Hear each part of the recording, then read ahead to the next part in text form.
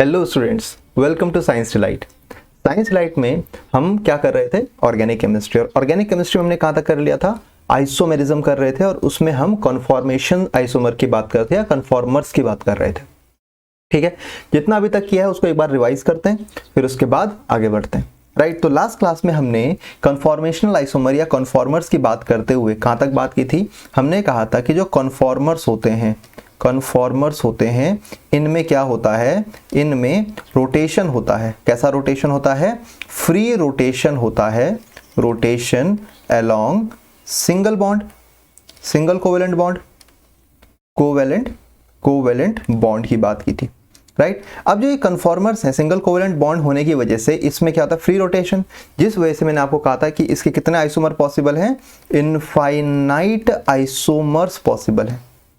Infinite isomers possible है। तो उसमें हमने देख लिया था कि उसमें कैसा होता था। ठीक है, अगर जैसे मान लो हम किसकी बात की थी? हमने ब्यूटेन की बात की थी। तो ब्यूटेन के केस में CH2 और CH3, इसको थोड़ा ठीक कर देता हूं। राइट, ये CH2 है, दिस इज CH2। ठीक है, तो इसका हमने एक स्ट्रक्चर बनाया था कि अगर मान लो कि मॉलिक्यूल ऐसा है, इसमें ये बाहर वाले जो हैं ये CH3, ये H और ये H है, और पीछे वाले जो हैं आपके पास ये आ गए। दिस इज पीछे वाला, इसके पीछे जस्ट पीछे, इसके जस्ट पीछे और इसके भी जस्ट पीछे अगर कोई हाइड्रोजन है तो इस फॉर्म को हमने क्या बोला था? इक्लिप्स फॉर्म बोला था। कौन सी फॉर्म बोला था? इक्लिप्स्ड फॉर्म बोला था। फिर अगर मैं बात करूं कि सर इसमें अगर यहाँ पर जस्ट थोड़ा सा खिसक जाता है, ये अगर रोटेशन हल्का सा हो जाता है, तो यहाँ पर जैसे CH3 अपनी पोजीशन पे ही है, यहाँ पर H और यहाँ पर भी H, लेकिन जो पीछे वाला है उसमें अगर हल्का सा रोटेशन हो जाता है, जैसे ये CH3, ये यहाँ पर H आ गया और ये यहाँ पर भी H, ये हल्का सा रोटेशन करता है, तो इसको हमने कौन सी फॉर्म बोली थी? स्क्यू फॉर्म बोली थी, या जिसको हमने गॉचे फॉर्म बोली थी। ठीक है, और लास्ट वाले केस में क्या होता है कि अगर जस्ट ऑपोजिट आ गया, जैसे ये H है, ये H है, ये H है, और यहाँ पर इस वाले केस में ये जो पीछे वाला CH3 है वो जस्ट यहाँ आ गया, CH3 यहाँ आ गया H, और इस वाले केस में आ गया H, तो ये फॉर्म आ जाती है कौन सी? Staggered form. ठीक है, तो हमने क्या कहा था? इक्लिप्स जो होती है वो सबसे अनस्टेबल फॉर्म होती है और स्टैगर्ड फॉर्म स्टेबल फॉर्म होती है। ठीक है, और गॉचे इनका इंटरमीडिएट होता है। इतनी बात हमने लास्ट क्लास में कर ली थी, ग्राफ देखा था ना हमने, ग्राफ के बारे में बात किया था। नेक्स्ट आज हम बात करते हैं कि कन्फॉर्मर्स कितने टाइप्स के होते हैं। तो आज देख लो आप, दो तरह के कन्फॉर्मर्स होते हैं। ठीक है, कितने टाइप्स के होते हैं कन्फॉर्मर्स? दो टाइप के। एक होते हैं न्यूमैन प्रोजेक्शन की तरह से शो करने वाले, जो न्यूमैन प्रोजेक्शन की तरह जिसे हम शो करते हैं प्रोजेक्शन, और एक शो करते हैं जिसे हम सॉहॉर्स प्रोजेक्शन की तरह, सॉहॉर्स प्रोजेक्शन। देखो हमने कर लिया है, लेकिन बस एक तरह से हमें इसको क्या करना है? समझना है कि ये होते क्या है। तो सबसे पहले हम बात करते हैं किसकी? न्यूमैन प्रोजेक्शन की। सबसे पहले हम किसकी बात करेंगे? न्यूमैन प्रोजेक्शन की। ठीक है, यहां पर हम बोल देते हैं कि ये क्या है? Newman projection. ठीक है, न्यूमैन प्रोजेक्शन में जो अभी तक आप कर रहे हो, जो अभी तक आप शो कर रहे हो, जैसे मान लो यहां पर हम किसकी बात कर रहे थे? CH3,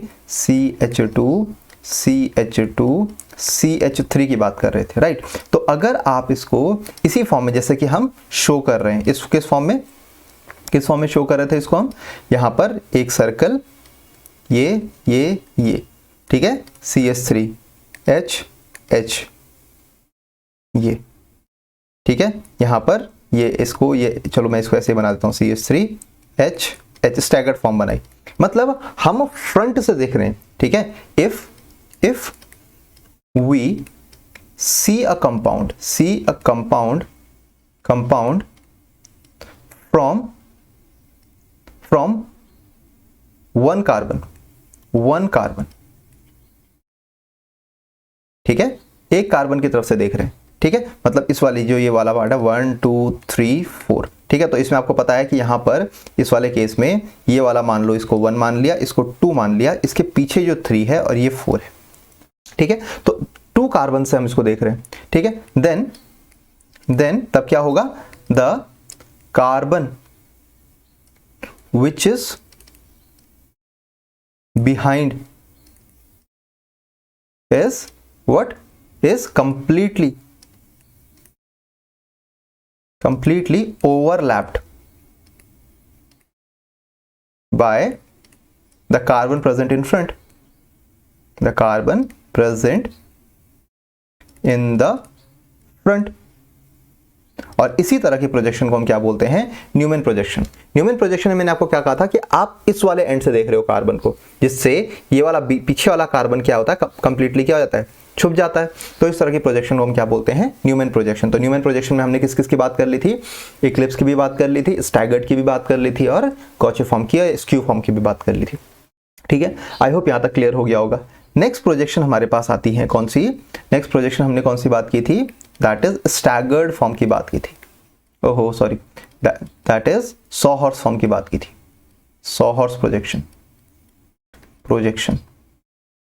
ठीक है, तो यहां पर हम क्या करते हैं, यहां पर ऑब्लिक नहीं बोलेंगे, ठीक है, स्लैंट बोलेंगे। ठीक है, या diagonal view of a compound, right. Diagonal view of a compound में सॉ हॉर्स प्रोजेक्शन दिखाते हैं। जैसे एग्जांपल दे दो, जैसे हमारे पास सेम वही कंपाउंड है CH3 CH2 CH2 CH3। ठीक है, तो अगर मैं इसको ऐसे शो करता हूं, देखो ये है एक CH3 जो कि पीछे वाला है, ठीक है, और ये इसका बॉन्ड है मान लो, ठीक है, ये वाला इसका बॉन्ड है ऐसे, ठीक है, फिर उसके बाद फिर सामने वाला CH3 आपने ऐसे शो कर दिया, राइट। तो यहां पर आपने CH3, ऊपर भी CH3, ये H, ये H, ये H, ये H। ठीक है, तो CH3 के सामने CH3 है, राइट, CH3 के सामने CH3 है, तो ये कौन सी फॉर्म हो गई, दिस इज इक्लिप्स्ड फॉर्म हो गई, इक्लिप्स्ड फॉर्म। तो आपने कैसे देखा इसको, जैसे पहले ऐसे देख रहे थे, अब इसको ऐसे देख रहे हो, ठीक है, ऐसे में देख रहे हो आप। तो ऐसे में देखने में क्या होगा, ये वाला व्यू और ये वाला व्यू आपको दोनों क्लियर होगा, लेकिन ऐसे में आपको ऐसा लगेगा ये पीछे है, ये आगे है, बस खत्म, और कुछ दिक्कत नहीं है। अब देखो यहाँ पर नेक्स्ट, अगर मैं इसी का स्टैगर्ड फॉर्म बनाऊं तो कैसे बनेगा, आप ऐसे बना सकते हो स्टैगर्ड फॉर्म। देखो ये आपने ऐसे किया, और फिर यहाँ पर ये जो बॉन्ड बनाया आपने इन दोनों के बीच का, यहाँ पर बॉन्ड बनाया, और फिर आपने इसको क्या कर दिया, देखो इसको आपने ऐसे ऐसे और ऐसे कर दिया। तो यहाँ पर CH3 मान लो, यहाँ पर CH3, और यहाँ पर क्या हो जाएगा, ये H, ये H, ये H, ये H। तो ये क्या हो गया, स्टैगर्ड फॉर्म हो गई। ठीक है, ऑपोजिट फॉर्म में स्टैगर्ड। तभी तो देखो इन दोनों के बीच में जो डिस्टेंस है वो क्या है, हाई है ना, बहुत ज्यादा मैक्सिमम है। ठीक है, और इन दोनों के बीच में डिस्टेंस जो है वो मिनिमम है। समझ में आ गई बात, आई होप इतना क्लियर होगा। सॉ हॉर्स प्रोजेक्शन और न्यूमैन प्रोजेक्शन आपको क्लियर होंगे। ठीक है, अगर आप सामने से देख रहे हो तो न्यूमैन दिखेगा, अगर आप साइड से देख रहे हो, ठीक है, या आप बोलो डायगोनल देख रहे हो तो क्या हो जाएगा आपके पास, यहाँ पर सॉ हॉर्स प्रोजेक्शन आ जाएगा। आई होप इतना क्लियर हो गया। ठीक है, ये चीज तो हो गई आपकी Newman and saw horse projection, लेकिन कन्फॉर्मर्स में आपको हमेशा ऐसे नहीं दिखेंगे। ठीक है, देखो अगर मैं आपको बोलता हूं सर कि आपके पास कोई एक कंपाउंड है, ठीक है, लाइक जैसे मैंने यहां पर लिखा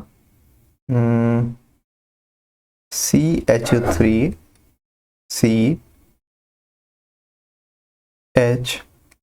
राइट, ये और ये, ठीक है, यहां पर लिखा मैंने मान लो चलो ये H लिख दिया, या यहां पर मैंने चलो OH कर दिया, ठीक है, यहां पर मैंने चलो Cl कर दिया, ठीक है, Cl कर लिया। बहुत से बच्चों को प्रॉब्लम होती है कि सर इसको, ये तो हमारे पास 3D ऑब्जेक्ट है, ये हमारे पास कैसा है, 3D ऑब्जेक्ट है, राइट, ये तो 3D में, तो इसको हमें कैसे, मतलब पता कैसे लगेगा जब हम इसके नॉमेनक्लेचर करेंगे या इसको 2D में करेंगे। तो हमें वही आज बात करनी है कि कोई भी कंपाउंड अगर 3D में है, क्योंकि इसके बाद मैं साइक्लोहेक्सेन की बात करूंगा, तो साइक्लोहेक्सेन में आपको 2D का 3D कैसे करते हैं या 3D का 2D कैसे करते हैं वो चीज समझ में आनी चाहिए। तो यहां पर क्या है, 3D फॉर्म है, 3D से आपको 2D में बनाना है, और 2D फॉर्म को हम बोलते हैं फिशर, क्या बोलते हैं, फिशर फॉर्म बोलते हैं। ठीक है, फिशर फॉर्म बोलते हैं। तो इस 2D को 3D में कैसे करना है वो चीज आप देखो। ठीक है, इसको आपको बस जस्ट इमेजिन करना है। ठीक है, आपको इसको जब आप कन्वर्ट करें तो आपको सिर्फ एक प्लस बनाना है। पहले तो स्टेप नंबर 1 आपको प्लस बनाना है, ठीक है। और जहां पर आपको प्लेन में स्ट्रक्चर दिख रहा है, कौन सा प्लेन में स्ट्रक्चर दिख रहा है, वहां से आपको अपनी आंखें गड़ानी है, ठीक है। यहां पर आपको अपनी आंखें गड़ानी है अपनी, ठीक है, यहां पर अपनी आंखें गड़ानी है। तो यहां से क्या दिखेगा आपको, जब आप ऐसे में देख रहे हो तो CH3 कहां दिखेगा आपको, ऊपर की तरफ दिख रहा है, तो CH3 आपको ऊपर की तरफ दिख रहा है, और प्लेन में हाइड्रोजन जो है आपको कहां दिख रहा है, नीचे की तरफ दिख रहा है। प्लेन में हाइड्रोजन कहां है, नीचे की तरफ। अगर आप ऐसे में देख रहे हो ना, तो CH3 तो ऊपर है, हाइड्रोजन नीचे है, और ये आपके बाहर की तरफ है। मतलब अगर मैं ऐसे में हूं, CH3 ऊपर है और इस तरफ नीचे है, क्या बोलते हैं, H नीचे है, तो जो Cl है वो बाहर की तरफ है, Cl बाहर की तरफ है। आप ऐसे में देख लो ना, ठीक है। तो Cl बाहर की तरफ होने से मतलब वो मेरे किस साइड है, राइट साइड। अगर आप खुद नोटिस करोगे तो बाहर की तरफ राइट साइड, अगर आप यहां से देखते हो तो, ठीक है, राइट साइड, ओके। और इसमें आपके पास क्या हो जाएगा, इसमें आपके पास क्या हो जाएगा, यहां पर इस साइड क्या आ जाएगा, OH आ जाएगा, राइट। तो ये स्ट्रक्चर 2D में आ गया। अब आप इसकी बाद में जो भी आपको अभी हम बात करेंगे जब ऑप्टिकल आइसोमर आएगा, तो इसको हम RS नोमेनक्लेचर निकालने में भी मदद करते हैं। लेकिन अभी फिलहाल आपको 3D से 2D में समझ में आना चाहिए। समझ में आ गई इतनी बात, पक्का ना, ठीक है। तो एक और स्ट्रक्चर अगर मैं देखूं, यहां पर मैं लिखता हूं HC, राइट, ये यहां पर लिखा मैंने, या ऐसे अभी थोड़ा सा चेंज कर देता हूं मैं, ठीक है, तब आपको भी समझ में आ जाएगा कि कैसे काम करता है ये, ठीक है। अब मैंने यहाँ पर OH कर दिया, देखो प्लेन में, मैंने प्लेन बदल दिया मैंने इसमें, ठीक है, यहाँ पर और यहाँ पर, ठीक है। यहाँ पर मैंने कर दिया मान लो Br, और यहाँ पर मैंने कर दिया CH3 कर दिया मान लो, ठीक है। तो आप कहाँ से देखोगे, जहाँ से प्लेन है, ठीक है। आपने आंखें गड़ा दी यहाँ से, यहाँ पर आंखें गड़ाई, ठीक है। तो यहाँ से आपको H ऊपर दिख जाएगा, प्लस किया आपने, H ऊपर दिखा और OH नीचे दिख गया, राइट, OH नीचे दिख गया। अब Br बाहर की तरफ है। अगर मैं ऐसे में देख रहा हूं, अगर आप देखो, अगर मैं ऐसे में देख रहा हूं, ठीक है, H ऊपर OH नीचे, तो Br कहां है, बाहर की तरफ, बाहर की तरफ है। बाहर मतलब जो मेरे लेफ्ट की तरफ है। आप खुद देखोगे तो Br आपके लेफ्ट की तरफ, बाहर की तरफ, और CH3 आपके क्या होगा, राइट की तरफ होगा, ठीक है। अगर आपको यहां तक क्लियर हो गया, ठीक है, तो आपको कन्फॉर्मर्स ऑफ साइक्लोहेक्सेन भी क्लियर हो जाएंगे, ठीक है। आई होप यहां तक आपको क्लियर हो गया होगा, राइट। अब आगे बढ़ते हैं, किसकी बात करते हैं, conformers of cyclohexane, conformers of cyclohexane, conformers of cyclohexane, right. अब साइक्लोहेक्सेन के कन्फॉर्मर्स की बात करते हैं कि कन्फॉर्मर्स क्या होते हैं साइक्लोहेक्सेन के, ठीक है। तो यहां पर पहले तो साइक्लोहेक्सेन की बात कर लें। साइक्लोहेक्सेन का स्ट्रक्चर कुछ ऐसा होता है, देखो, CH2 CH2 CH2 CH2 CH2 CH2, right. या इसको आप सिंपली ऐसे बना सकते हो 2D में, राइट, 2D स्ट्रक्चर ये हो गया। अब CH2 से CH2 बन गया, ओके।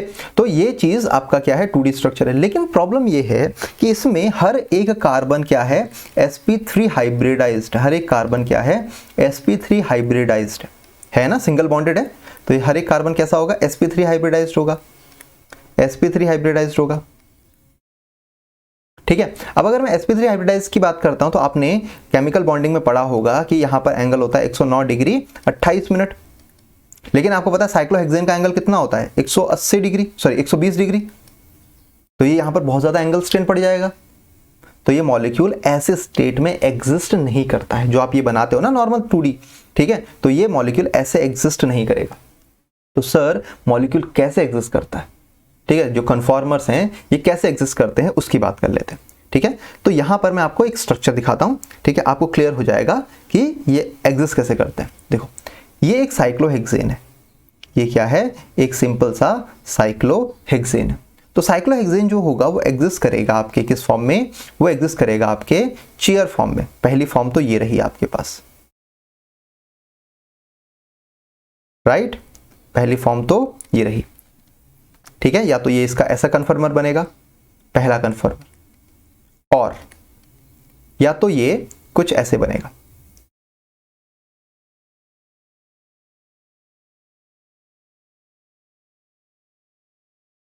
ये कुछ ऐसे बनेगा, ठीक है। इसको हम बोलेंगे ये हाफ चेयर है, हाफ चेयर, ये दूसरा हो गया। या तो ये बनेगा कुछ ऐसे फॉर्म में, ठीक है, इसको बोलते हैं, ये कौन सी है, बोट फॉर्म, या ये बनेगा कुछ ऐसे।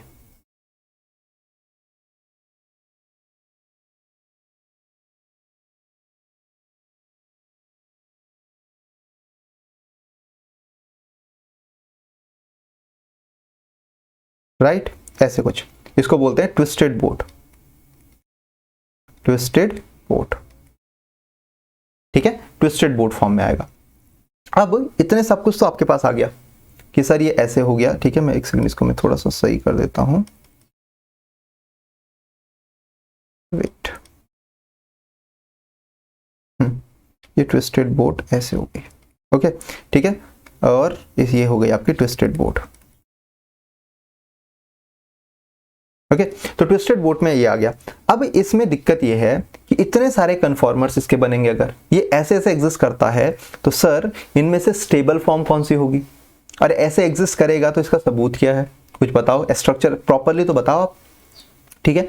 तो यहां पर आपको देखना पड़ेगा कि जो चेयर फॉर्म होती है, chair form is the most stable form, chair form क्या होती है, मोस्ट स्टेबल फॉर्म होती है, ठीक है। उसके बाद आएगी आपकी बोट फॉर्म, उसके बाद बोट फॉर्म, फिर उसके बाद ये दोनों जो हाफ चेयर है ट्विस्टेड बोट है, उसके बाद होती है स्टेबिलिटी उनकी, राइट। तो आप बोलोगे ये जो होती हैं ये मिनिमम स्टेबल होते हैं, मिनिमम स्टेबिलिटी इनकी होती है, right, boat and sorry half chair and twisted boat की, लेकिन चेयर फॉर्म की मोस्ट स्टेबिलिटी होती है, बोट फॉर्म भी स्टेबल होती है, ठीक है। तो अब इसके स्ट्रक्चर्स देख लो आप, ताकि आपको और अच्छे समझ में आ जाए। मैं आपको 3D स्ट्रक्चर्स इसके दिखाता हूं, राइट। यहां पर आप थोड़ा सा फोकस रखेंगे, एक सेकेंड, राइट, ठीक है। आपको यहां पर साइक्लोहेक्सेन दिख रहा होगा, ठीक है, ये साइक्लोहेक्सेन है, ओके, वेट, ओके, ठीक है, आपको ये साइक्लोहेक्सेन दिख रहा है। साइक्लोहेक्सेन में अब आप ये देख रहे हैं, ये नॉर्मल साइक्लोहेक्सेन आपको दिखता है, लेकिन ये एक्चुअल में ऐसे एग्जिस्ट नहीं कर रहा है। अगर आप इसको थोड़ा सा, मैं इसको शिफ्ट करूं ना, ये ऐसे में करता हूं, देखो, ट्विस्ट करता हूं, देखो, कुछ आपको दिख रहा है ये कैसे फॉर्म में एग्जिस्ट कर रहा है। ये सारे के सारे जितने सीधे लग रहे हैं उतने सीधे हैं नहीं, ठीक है, ये सारे के सारे इतने सीधे नहीं है। ये कैसे हैं, देखो, ये एक चेयर फॉर्म है, ये कैसा फॉर्म है, चेयर फॉर्म, अगर आपको यहां पर दिख रहा होगा तो ये कैसी है, चेयर फॉर्म में एग्जिस्ट कर रहे हैं, ठीक है। मैं यहां पर ऐसे में इसको स्पिन करके भी देख लेते हैं इसको, ठीक है, ये एक चेयर फॉर्म में एग्जिस्ट करता है, राइट। देखो यहां पर इसका स्ट्रक्चर कुछ ऐसा है, देखो ऐसा हमने बनाया अभी, राइट, ऐसा वाला स्ट्रक्चर हमने अभी बनाया हुआ, ओके। इसको मैं थोड़ा सा जूम करके भी देख सकते हैं, देखो, एक सेकेंड, हाँ देखो, अभी ये चेयर फॉर्म है, राइट। अब इसमें जो ये आपके यहाँ पर ये वाले जो स्ट्रक्चर दिख रहे हैं ना, ये हाइड्रोजन है। ये कौन से हैं, ये हाइड्रोजन है। ये जो व्हाइट से स्ट्रक्चर आपको दिख रहे हैं ये हाइड्रोजन है, ओके। मैं आपको इस वाले फॉर्म में भी दिखा देता हूँ। ये जो व्हाइट से स्ट्रक्चर है ये हाइड्रोजन है, और ये जो ब्लैक वाले हैं, ये ग्रे वाले जो आपको दिख रहे हैं, कार्बन है, ठीक है। तो आई होप चेयर फॉर्म आपको क्लियर हो गया होगा, चेयर फॉर्म कैसे एग्जिस्ट करता है, राइट। हमने कौन सा स्ट्रक्चर देखा था, हमने ऐसे वाले स्ट्रक्चर देखे इसके, लेकिन ये एक्चुअल में ऐसे एग्जिस्ट नहीं करता है, ये एक्चुअल में ऐसे एग्जिस्ट करता है, देखो, या तो ये ऐसे एग्जिस्ट करेगा, this is chair form, right. अगर आपको बोट फॉर्म ही देखनी है तो बोट फॉर्म में देखो, ये देखो, ये इसकी बोट फॉर्म है। आई होप क्लियर हो रहा है आपको, बोट फॉर्म आपको दिख रही है, इज दैट क्लियर ना, ठीक है। आई होप अब चीजें समझ में आ रही हैं आपकी, ठीक है।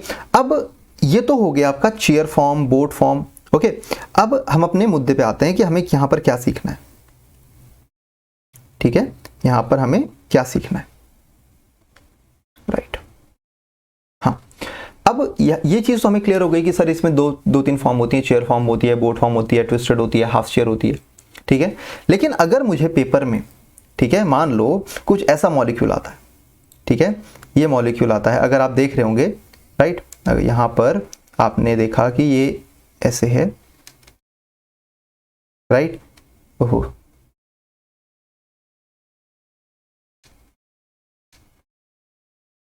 या तो ऐसे बना दो, ठीक है, या तो इसको ऐसे बना दो, इसमें कहीं पर भी कोई दिक्कत नहीं है आपको, ठीक है। आप अपनी मर्जी से इसको कैसे बना सकते हो, ओके। तो या तो ऐसे बना दो, अब इसमें आपने देखे होंगे कि यहां पर ऐसे हाइड्रोजन है, ओके एक सेकेंड, यहां पर हाइड्रोजन कुछ ऐसे हैं, एक ऐसे होता है, ठीक है, इसमें एक ये ऐसे नीचे और ऐसे, इसमें भी ये पीछे वाले को मैं ब्लू से बना देता हूँ या रेड से बना देता हूँ, ठीक है, ये नीचे ये ऐसे होता है, फिर ये वाला भी कुछ ऐसे ऊपर की तरफ होएगा, राइट, ये ऊपर की तरफ और ये ऐसे हो गया, ये भी ऊपर की तरफ और ये ऐसे हो गया, फिर ये नीचे और फिर ऐसे हो गया, ठीक है। सेम वैसे ही इसमें भी ये वाला पार्ट ऐसे हो गया, ठीक है, फिर ये वाले पार्ट आपके ऐसे हो गए, ये वाले पार्ट ऐसे हो गए, ठीक है, फिर ये वाले पार्ट आपके ऊपर ऐसे हो गए, राइट, फिर ये वाला पार्ट भी आपके पास ऐसे हो गया और ये वाला पार्ट भी ऐसे हो गया, ठीक है। ऐसे कुछ स्ट्रक्चर आपने देखे होंगे। तो अब ये स्ट्रक्चर क्या चीज़ है, तो आपको पता है कि भाई आपके पास यहाँ पर तो जो सेंटर में है, यहाँ पर तो क्या है, ये वाला पोजीशन जो है, ये वाला पोजीशन जो है, ये वाला पोजीशन, ये तो कार्बन वाला है, राइट, ये जो वाइट से मैं आपको शो कर रहा हूँ ये क्या है, कार्बन है, राइट, और बाकी जो पोर्शन दिखे आपको, ये जो सेगमेंट्स दिख रहे हैं, ये किसके हैं, ये हाइड्रोजन के हैं, ये किसके हैं, ये हाइड्रोजन हैं सारे के सारे, ओके, ये वाले क्या हैं, हाइड्रोजन से। क्योंकि आगे हम ज्योमेट्रिकल आइसोमर्स करेंगे तो उसमें भी ये रोल आएगा, तो हर चीज में ये आपस में ऑर्गेनिक हर एक पार्ट को इंटरलिंक करते हुए चलती है, तो आपको हर एक चीज पता होनी चाहिए ना, ठीक है। तो ये चीज आ गई एक्सियल, ठीक है। अब इसमें एक ऊपर की तरफ है और एक साइड की तरफ है, ठीक है, एक ऊपर की तरफ है और एक ऐसे साइड की तरफ है। तो जो ऊपर वाला बॉन्ड होता है ना, दिस इज एक्सियल, ये क्या है, एक्सियल, और जो साइड वाला होता है दिस इज इक्वेटोरियल, राइट, ये एक्सियल ऊपर की तरफ है तो एक्सियल अप, और ये देखो ये एक्सियल नीचे की तरफ है, ये एक्सियल डाउन बोल दो इसको, ठीक है, और ये इक्वेटोरियल है, इक्वेटोरियल तो आप साइड की तरफ है, कोई दिक्कत नहीं, ठीक है। वैसे ये वाला पार्ट एक्सियल और ये वाला पार्ट क्या है, इक्वेटोरियल,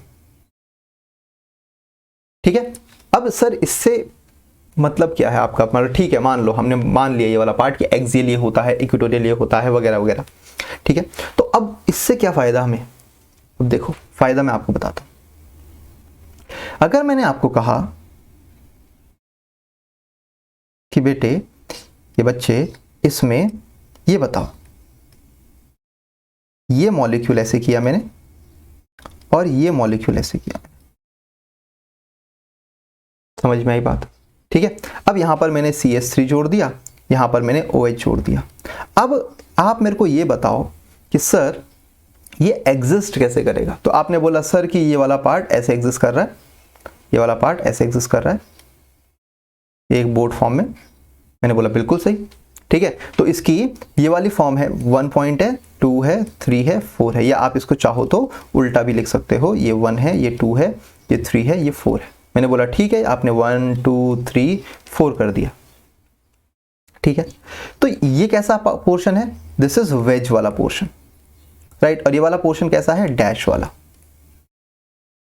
हमेशा याद रखना, हमेशा 2D में जो भी चीज वेज पे है, 2D में जो भी चीज वेज पे है वो ऊपर रहेगी, अपर पोर्शन पे रहेगी, और जो भी चीज डैश पे है वो लोअर रहेगी।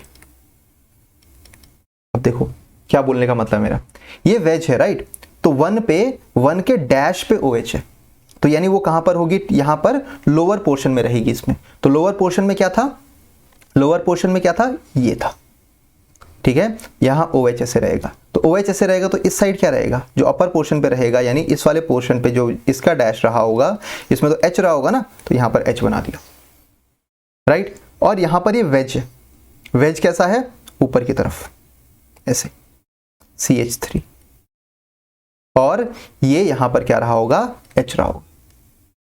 बोल भाई, क्लियर हुआ, ठीक है। इसको मैं थोड़ा सा और कॉम्प्लिकेट करता हूं ताकि आपको चीजें बहुत अच्छे से समझ में आ जाए, क्योंकि आपको ये चीजें आनी चाहिए, ठीक है। जैसे मान लो आपके पास ये वाला कंपोनेंट है, ठीक है, ये वाला कंपोनेंट है, मैं इसमें क्या कर रहा हूं, ठीक है, मैं इसमें क्या कर रहा हूं, यहां पर ये किया मैंने CH3, ये किया मैंने यहां पर H, फिर इस वाले पोर्शन में किया मैंने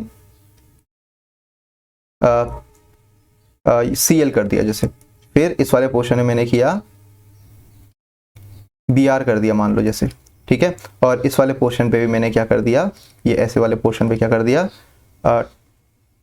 मान लो कि चलो यहाँ पर मैंने OH कर दिया, ओके ठीक है। अब यहाँ पर क्या कैसा होगा स्ट्रक्चर, तो आपने बोला सर 2D में तो आपने ऐसे दिखा दिया, अब 3D में कैसे दिखाओगे, तो 3D में सेम वही चीज़ आपने बनाई, राइट। मैंने क्या कहा, जो वेज वाला पोर्शन रहेगा, जो अभी क्या बताया था, जो वेज रहेगा वो हमेशा कहाँ रहेगा, अपर पोर्शन पे रहेगा, और जो डैश रहेगा वो हमेशा कहाँ रहेगा, लोअर पोर्शन पे रहेगा, राइट। तो अब क्या बनाओगे यहाँ पर, देखो सबसे पहले मैंने नंबरिंग, आप नंबरिंग यहाँ से करो, तो OH से नंबरिंग कर लेते हैं, ठीक है। O 1 2 3 4 5 6, ठीक है। तो पहली पोजीशन पे मैं यहाँ पर इसको भी नंबरिंग कर देता हूँ अंदर ही से, 1 2 3 4 5 6, ओके। अब देखो बोलता है OH है नीचे की तरफ, OH डैश पे है ना, तो डैश वाला कहाँ, लोअर पोजीशन पे रहेगा, तो यहाँ पर OH बना दिया, तो यहाँ पर क्या हो जाएगा आपके पास, H बन जाएगा, सिंपल है। फिर सेकंड पोजीशन पे क्या है, Br ऊपर की तरफ है, तो इसका अपर पोर्शन एक्सियल वाला है, ठीक है। तो यहाँ पर Br हो गया, और इस वाले पार्ट में जो यहाँ वाला आना चाहिए था, ठीक है, जो यहाँ आना चाहिए था Br, इसमें H आ गया, ठीक है। अब इसमें देखो थर्ड पोजीशन पे कुछ नहीं है, फोर्थ पोजीशन में CH3 ऊपर है, CH3 वेज पे है, तो अपर CH3, और यहाँ पर क्या आ गया, H आ गया, इज दैट क्लियर। अब फिफ्थ पोजीशन पे कुछ नहीं है, सिक्स पोजीशन पे Cl ऊपर की तरफ है, तो मैंने Cl ऐसे बना दिया, Cl ऊपर की तरफ है, ऊपर मतलब वेज पे है, और डैश कैसा हो जाएगा, यहाँ पर H हो जाएगा। तो ये स्ट्रक्चर आपको आना चाहिए, ठीक है, कंफ्यूज नहीं होना है। कभी कभी ऐसे बोल देगा कि ये जो 3D रिप्रेजेंटेशन है, it can be represented as this form, तो आपको ये चीजें आएंगी तो ही हो पाएगा, राइट। तो 3D से 2D में आ गया, साइक्लोहेक्सेन का आ गया, एक्सियल इक्वेटोरियल आपको पता लग गया, ओके ठीक है। तो ये थे conformers of cyclohexane, is that clear. अब बोलेंगे सर कि साइक्लोहेक्सेन बनता कैसे, आपने बोला तो था इसमें sp3 हाइब्रिडाइज्ड है, ठीक है। तो अब ये देख लो जरा, ये वाला भी पोर्शन भी देख लो कि साइक्लोहेक्सेन बन कैसे रहा है, ठीक है। तो साइक्लोहेक्सेन का स्ट्रक्चर तो हम सिंपली ऐसे बनाते हैं ना, साइक्लोहेक्सेन का स्ट्रक्चर तो हम सिंपली कैसे बनाते हैं, ऐसे बनाते हैं। तो इसको कैसे एग्जिस्ट किया जाएगा, हर एक कार्बन क्या है, sp3 हाइब्रिडाइज्ड, तो मैं इसको थोड़ा सा बड़ा बना रहा हूं, ठीक है, ये थोड़ा सा मैंने इसको बड़ा बना दिया,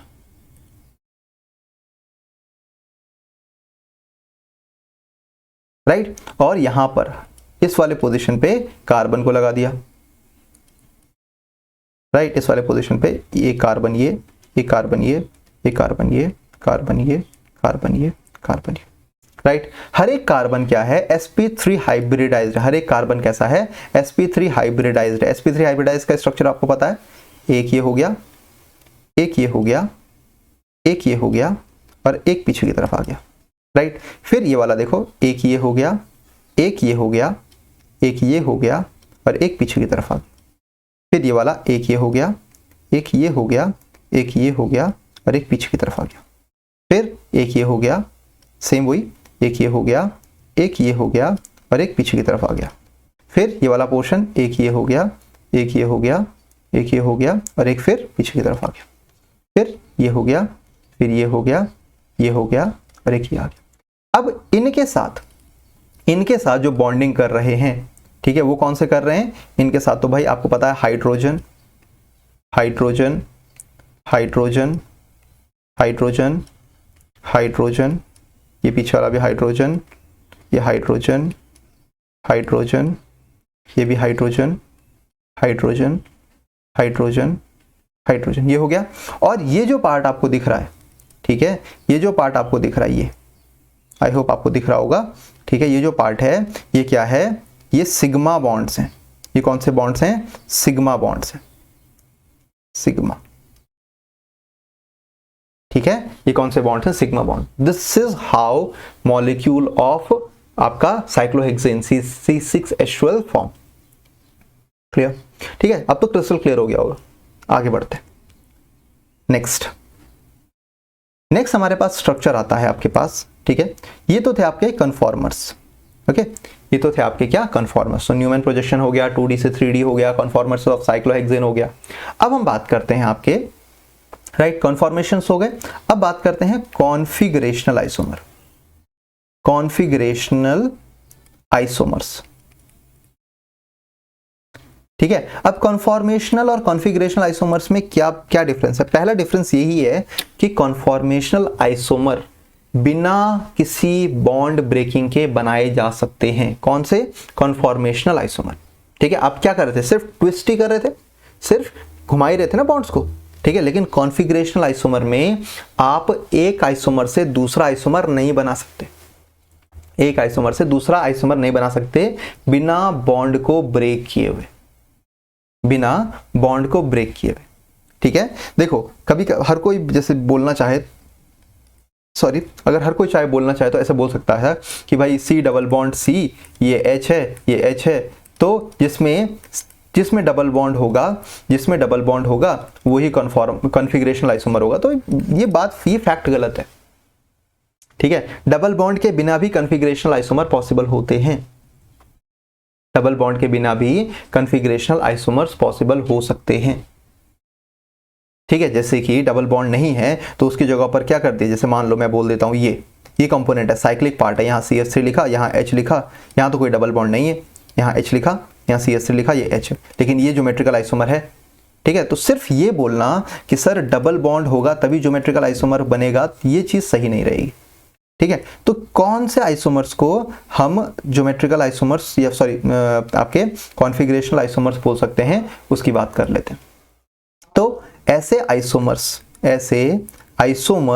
जिनका केमिकल फॉर्मूला तो सेम हो, लेकिन जिनमें क्या हो, कॉन्फिगरेशनल 3 डायमेंशन में कॉन्फिगरेशन चेंज हो। ठीक है, तो उसकी पहली कैरेक्टरिस्टिक्स ये होनी चाहिए, सबसे पहली कैरेक्टरिस्टिक ये होनी चाहिए कि उनके कॉन्फिगरेशन में चेंज होना चाहिए। यहां पर बॉन्ड या आप बोल सकते हो आइसोमर्स कैन नॉट बी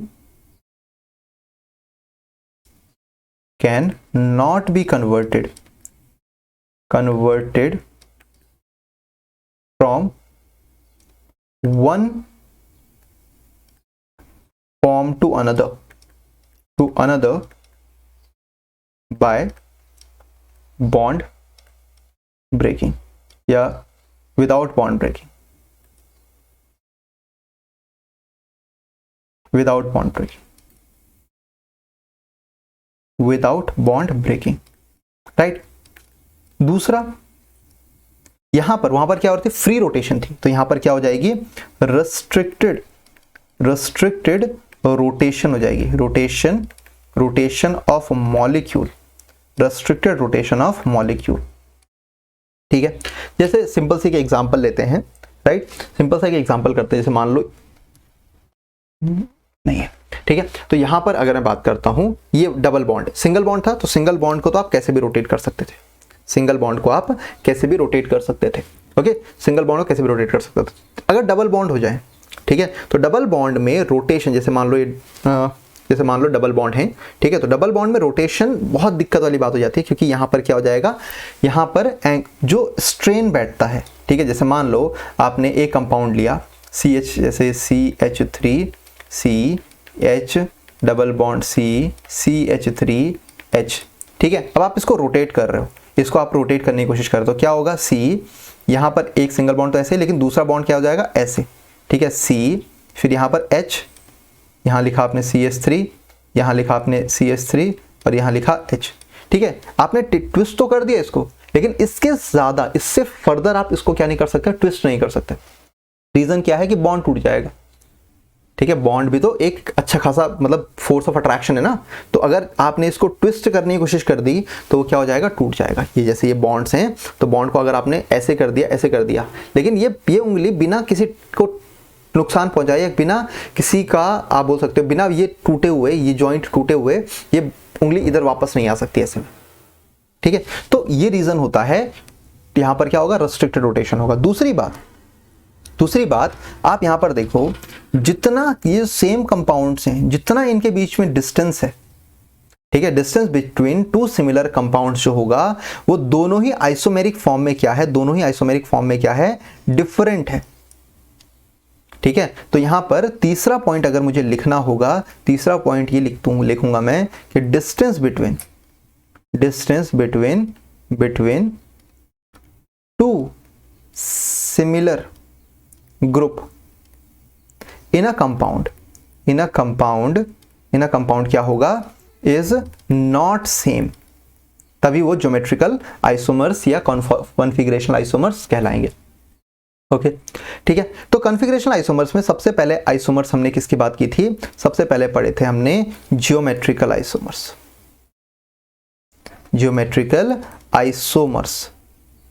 ठीक है, ज्योमेट्रिकल आइसोमर्स क्या होते हैं, तो ज्योमेट्रिकल आइसोमर्स को आपको समझना पड़ेगा कि ज्योमेट्रिकल आइसोमर्स होते क्या हैं। तो ज्योमेट्रिकल आइसोमर्स क्या होते हैं भाई, कैसे डिफाइन करेंगे, तो यहाँ पर ज्योमेट्रिकल आइसोमर्स वो आइसोमर्स होते हैं जिसमें सेम वही कैरेक्टरिस्टिक है, ऐसे आइसोमर्स जिसमें क्या हो, sp2 हाइब्रिड हो, हाइब्रिडाइज्ड कार्बन हो, एक कैरेक्टरिस्टिक ये हो सकती है।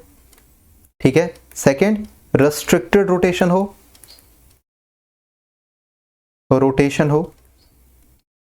तीसरा क्या हो सकता है, यहां पर हम बोल सकते हैं सर कि यहां पर क्या होगा, जो स्पेस होता है या आप बोल सकते हो डिस्टेंस होता है, सेम वही डिस्टेंस बिटवीन सेम वही है, two similar group is different. ठीक है, डिफरेंट हो गया। तो इसके एग्जांपल एक एक करके देखते हैं। ठीक है, इसके एग्जांपल सबने पढ़ा हुआ है। सबसे पहला है सिस एंड ट्रांस आइसोमर। ठीक है, लैटिन वर्ड्स हैं। सिस का मतलब क्या होता है, सेम, सिमिलर साइड या सेम, और इसमें ट्रांस का मतलब क्या होता है, opposite side, right, opposite side. तो यहां पर क्या होगा, सिस में मतलब क्या हुआ, CH3 C double bond C CH3 H, right. अगर दो ग्रुप सिमिलर साइड्स हैं, ठीक है, दो ग्रुप सिमिलर साइड हैं किसी भी डबल बॉन्ड के कंपाउंड के बीच में, तो वो कैसा हो जाएगा, वो सिस फॉर्म हो जाएगा।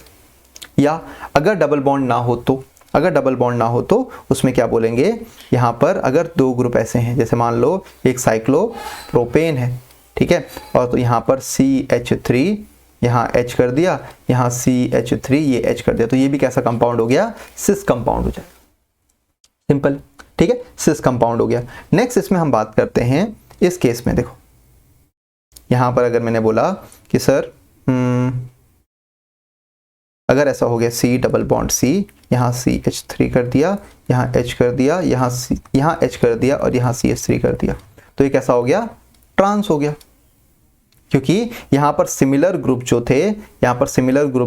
हो गए ऑपोजिट साइड आ गए। तो यहाँ पर similar group same side, similar group जो थे वो सेम साइड आ गए, सेम साइड हो गए, और जो सिमिलर ग्रुप थे अपोजिट साइड हो गए, सिमिलर ग्रुप थे वो क्या हो गए, ऑपोजिट साइड हो गए, ऑपोजिट साइड, राइट, ये चीज हो गई। तो सेम वैसे ही ये सिस आ गया, और इसमें ट्रांस अगर मुझे बनाना हो तो कैसे बनाऊंगा ट्रांस, देखो ये ट्राइंगल है, यहाँ CH3 कर दिया, यहाँ H कर दिया, यहाँ H कर दिया, यहाँ CH3 कर दिया, बस हो गया, ये कैसा हो गया, ट्रांसफॉर्म आ गई। ये कैसी फॉर्म हो गई, ट्रांसफॉर्म हो गई। Is that clear? ठीक है, ज़्यादा मुश्किल नहीं है ये, ठीक है, सिस ट्रांस आप इजीली कर सकते हो। अच्छा मेरे को बताओ, चलो ठीक है, इसमें ओके ठीक है, इसमें अगर मैं बात करता हूं आपको, ये कंपाउंड है, राइट, तो इसमें अगर मैं ऐसे लिखता हूं CH3, ठीक है, तो ये सिस है या ट्रांस है, तो आप इजीली बोल सकते हो ये क्या है, सिस फॉर्म है। और अगर मैंने इसको ऐसे लिखा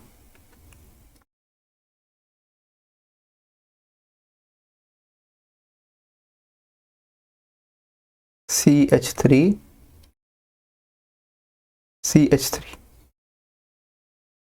तो ये कैसा हो जाएगा, ट्रांस। उससे फर्क नहीं पड़ता आप ये किस साइड लिख रहे हो, आप ये डैश है या वेज है, उससे फर्क पड़ेगा, ठीक है। सेम वैसे ही अब यहां पर देखो, मैंने ऐसे लिखा CH3 तो ये क्या है, तो ये कैसा हो जाएगा आपके पास, ये हो जाएगी आपकी सिस फॉर्म हो जाएगी। Is that clear? अच्छा ठीक है, थोड़ा सा और कॉम्प्लिकेट करते हैं इसको, ठीक, मैं इसको साइक्लोहेक्सेन की फॉर्म में बनाता हूं, ठीक है। मैंने लिखा CH3 अब ये सिस है या ट्रांस, ये सिस है या ट्रांस, तो आप नहीं बता सकते, 2D में आप इसको नहीं बता सकते। क्यों नहीं बता सकते? क्योंकि इस फॉर्म से आपको कहाँ जाना पड़ेगा? इस फॉर्म में जाना पड़ेगा,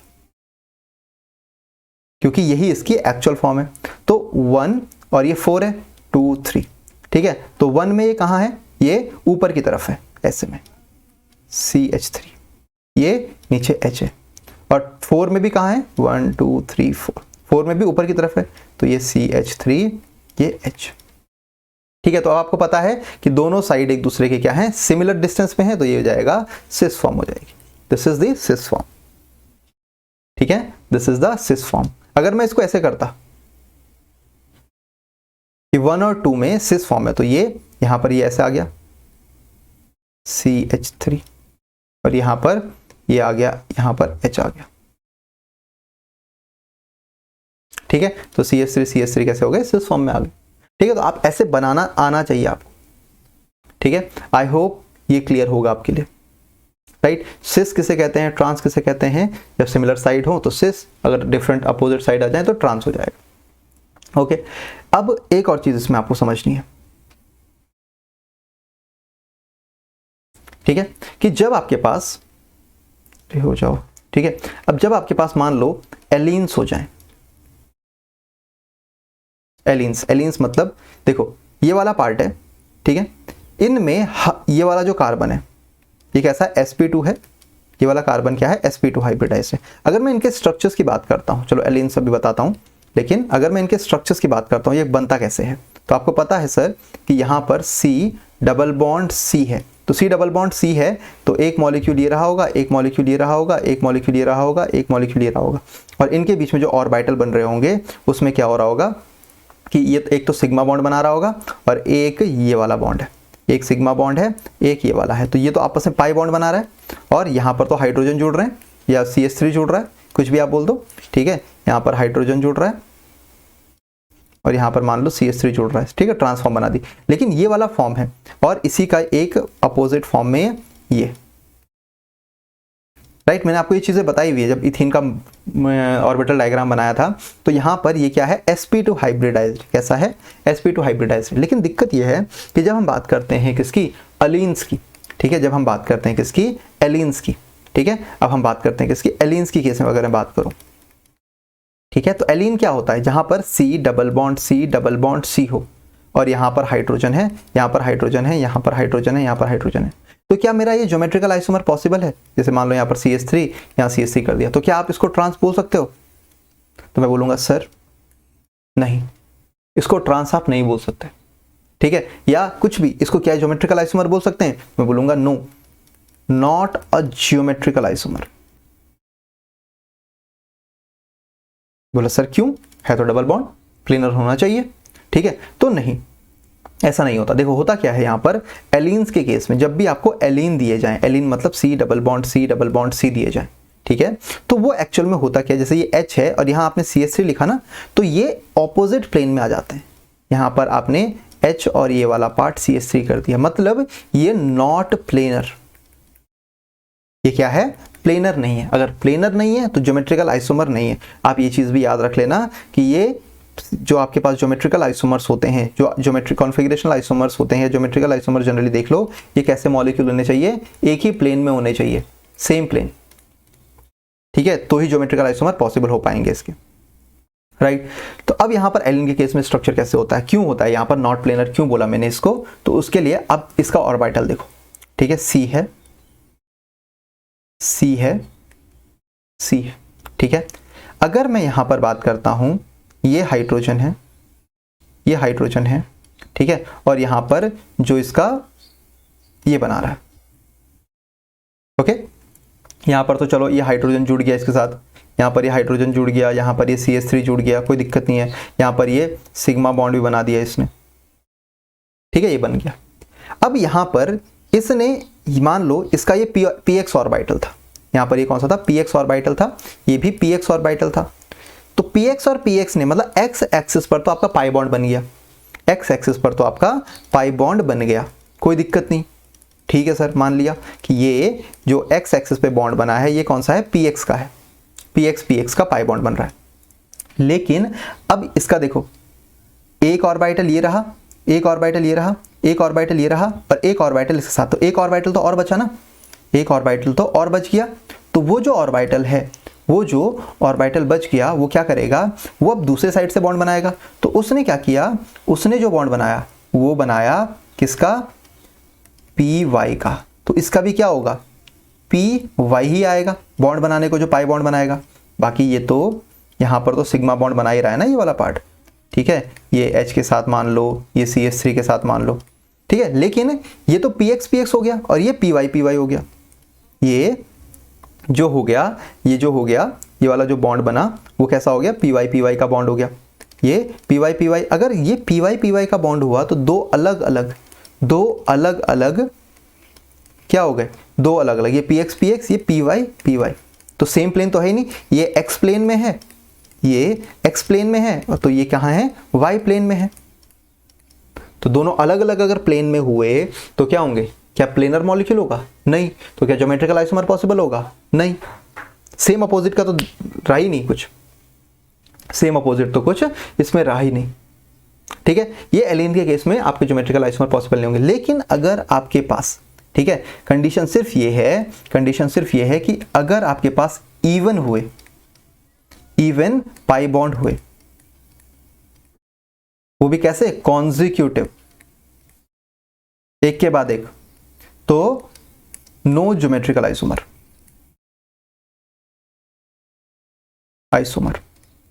लेकिन अगर ऑड पाई बॉन्ड हुए, लेकिन क्या हुए, ऑड पाई बॉन्ड हुए, ठीक है। ऑड मतलब 1, 3, 5, 7 ऐसे, ठीक है।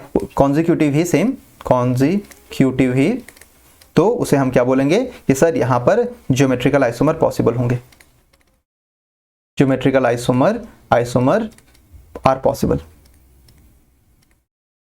इसमें ज्योमेट्रिकल आइसोमर पॉसिबल हुए। तो इसका मतलब क्या हुआ, इसका मतलब ये हुआ कि ये कंपाउंड है जैसे C डबल बॉन्ड C, ठीक है। तो इसमें तो क्या हुआ, डिफरेंट प्लेन आ गया, इसमें तो क्या हुआ, यहां पर डिफरेंट प्लेन आ गया। लेकिन अगर यहां पर C डबल बॉन्ड C हो जाता, 3 हो गए, तो यहां पर फिर अगेन सेम प्लेन आ जाएगा, तो यहां पर ज्योमेट्रिकल आइसोमर पॉसिबल होंगे। आप सिंपली बोल सकते हो इसको कि ये जो कंपाउंड है ये क्या है, ये सिस है। अरे समझ में आई बात, ठीक है। तो ये वाला पॉइंट आपको याद रखना है, ये वाला पॉइंट आपके लिए बहुत इंपॉर्टेंट है, ठीक है। अगर इवन पाई बॉन्ड होंगे तो आइसोमर पॉसिबल नहीं होंगे, अगर ऑड पाई बॉन्ड होंगे तो आइसोमर पॉसिबल हो जाएंगे, ठीक है, पक्का। चलो ठीक है, ये हो गई बात। अब हम सेम वैसे ही बात करेंगे किसमें, नेक्स्ट स्पाइरो कंपाउंड्स में भी। स्पाइरो हमने पढ़ा है, स्पाइरो कंपाउंड्स क्या होते थे, जैसे मैंने आपको बोला कि ये वाला कंपोनेंट है एक, और एक बोल दिया ये, ठीक है, ये कंपोनेंट है। तो ये स्पाइरो कंपाउंड्स होते हैं। तो स्पाइरो में हमने बात की थी ना, इसके नोमेनक्लेचर में हमने बात कर ली थी, राइट। तो यहां पर मैंने लिखा कि सर एक ये है CH3, एक ये है H, और यहां पर लिखा मैंने ये वाला कंपाउंड है CH3, और ये लिखा मैंने H। तो क्या ये ज्योमेट्रिकल आइसोमर है, तो ये भी ज्योमेट्रिकल आइसोमर नहीं है। क्यों नहीं है, क्योंकि अगेन ये डिफरेंट प्लेन में आ जाएंगे, ये क्या आ जाएंगे, अगेन डिफरेंट प्लेन में आ जाएंगे। तो यहां पर भी ज्योमेट्रिकल आइसोमर पॉसिबल नहीं होते हैं, ठीक है। स्पाइरो कंपाउंड्स में भी आपके पास अगर ऑड स्पाइरल कंपाउंड है, ऑड स्पाइरो कंपाउंड है, तो ज्योमेट्रिकल आइसोमर्स पॉसिबल होंगे। लेकिन अगर इवन है तो इस केस में भी ज्योमेट्रिकल आइसोमर पॉसिबल नहीं होंगे। क्लियर हुई इतनी बात, ठीक है। सिंपल सी चीजें हैं, यहां पर हम इसको डिस्कस करते हुए चल रहे हैं, राइट। अब ये तो हो गए ज्योमेट्रिकल आइसोमर की एक फॉर्म, ठीक है। नेक्स्ट ज्योमेट्रिकल आइसोमर की फॉर्म हम पढ़ते हैं, दैट इज ENZ, E और Z, ठीक है। चलो EZ को हम नेक्स्ट क्लास में कर लेंगे, ठीक है। EZ, बस ये वाली ज्योमेट्रिकल आइसोमर की फॉर्म बच गई, EZ खत्म हो जाएगा। तो EZ के बाद हमारे पास क्या बचेगा, EZ के बाद हमारे पास ऑप्टिकल आइसोमर बच जाएंगे। तो एक लेक्चर ऑप्टिकल आइसोमर में, जैसा था 2 लेक्चर ऑप्टिकल आइसोमर में, क्योंकि ऑप्टिकल आइसोमर में DL भी हमें पढ़ना है और RS भी, नोमेनक्लेचर भी हमें पढ़ना है। तो 2 खत्म हो जाएगा, आइसोमेरिज्म क्लियर हो जाएगा, खत्म हो जाएगा, बस, ठीक है। फिर उसके बाद आइसोमर मेन कराना इसलिए पूरा कंप्लीट जरूरी था क्योंकि आधा अभी कराओ, आधा हाइड्रोकार्बन में कराओ, आधा 12th में ऑप्टिकल आइसोमर 12th में कराओ, उससे बढ़िया एक ही बार में भी समझो, फिर बाद में हम उसको अप्लाई कर लेंगे, वहाँ पर पढ़ लेंगे, कोई दिक्कत नहीं है, पढ़ने में तो कोई दिक्कत नहीं है। लेकिन दिक्कत ये है कि आपको पैचेज में पढ़ना, किसी भी चीज़ की कंटिन्यूटी पे दिमाग में ज़्यादा अच्छे से रहता है। लेकिन अगर पैचेज में पढ़ोगे तो गुड़ गोबर हो जाएगा कि आइसोमर एक बार मैंने आपको ऐसे बताऊंगा, फिर मैं एक बार मैंने आपको वहाँ बताया था, एक बार मैंने वहाँ पर बताया था, तो वो चीज़ें समझ में नहीं आएंगी। तो आपको एक ही साथ में, क्योंकि 12th में जब आप इसके एप्लीकेशंस पढ़ोगे तो स्टार्टिंग में ही नॉमेनक्लेचर और आइसोमेरिज्म हर एक टॉपिक का पूछा जाएगा। जैसे आपने मान लो 12th का फर्स्ट चैप्टर है हेलो एल्केन हेलो एरेन्स, तो उसमें सबसे पहले क्या पूछता है, nomenclature of haloalkane haloarenes, दूसरा isomerism in haloalkanes haloarenes, तो वहाँ पर दिक्कत हो जाएगी। तो इस वजह से यहाँ पर हर चीज़ को क्लियर करते हुए चलो। कोई भी डाउट्स होते हैं कमेंट सेक्शन में डालो, मिल जाएगा जवाब।